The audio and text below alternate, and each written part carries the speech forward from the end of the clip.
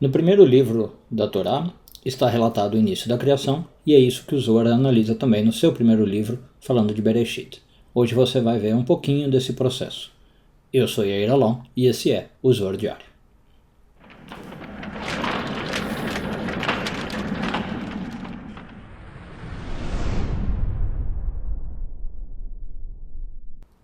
Esta semana começamos a ler a porção de Bereshit. Vamos focar nos parágrafos 1 e 2 do Zohar. O livro de Bereshit do Zohar talvez seja um dos mais metafísicos que tem, né? Os ensinamentos do Bereshit são bastante complicados, porque ele pega a história da criação, né? Bereshit significa Gênesis, e tenta dar lições metafísicas, ou seja, a história já é complicada por estar falando de um processo há muito tempo atrás, de criação do mundo, a gente sabe, que hoje a ciência chama de Big Bang, e ainda o Zohar vem em cima por comentários místicos, então fica um pouco complicado.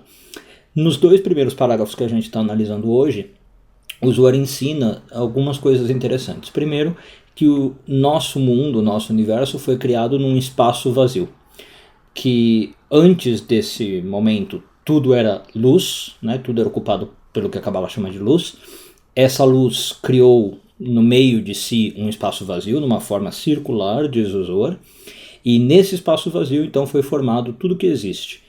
Inclusive, o Zohar fala que isso foi numa questão adimensional, sem tempo, sem espaço, né? numa forma que a gente não consegue imaginar muito bem.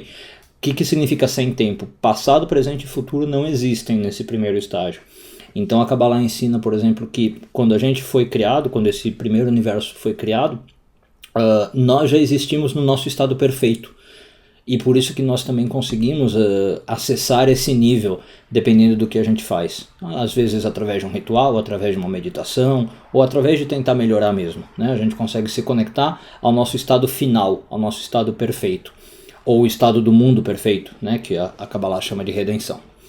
Bom, esse estado, né, esse momento inicial do mundo, do universo, ele é muito sutil e na verdade o Zohar diz que a gente não consegue compreendê-lo totalmente, né? A gente consegue entender do momento que o mundo surgiu para frente, mas antes é realmente muito complicado. O próprio Zohar confia, o próprio Zohar corrobora isso.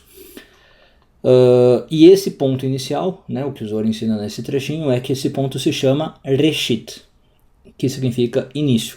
Então quando a Torá fala Bereshit, né, no início, o Zohar diz, ela está falando desse ponto. No início, Bara Elohim, Deus criou tal, tal, tal. Então esse Reshit seria um ponto da onde a gente pode começar a marcar o tempo, digamos, ou marcar a existência do espaço. Desse ponto para trás a gente não consegue saber nada, diz o Zohar. É muito complicado a gente entender alguma coisa. E o Talmud fala que a gente nem deve perguntar muito sobre isso. Agora, do Bereshit para frente, do Reshit para frente, aí sim é o nosso mundo, a gente pode estudar, ainda que seja metafísico, seja uma coisa difícil, mas aí a gente já pode perguntar e estudar. Um bom dia a todos.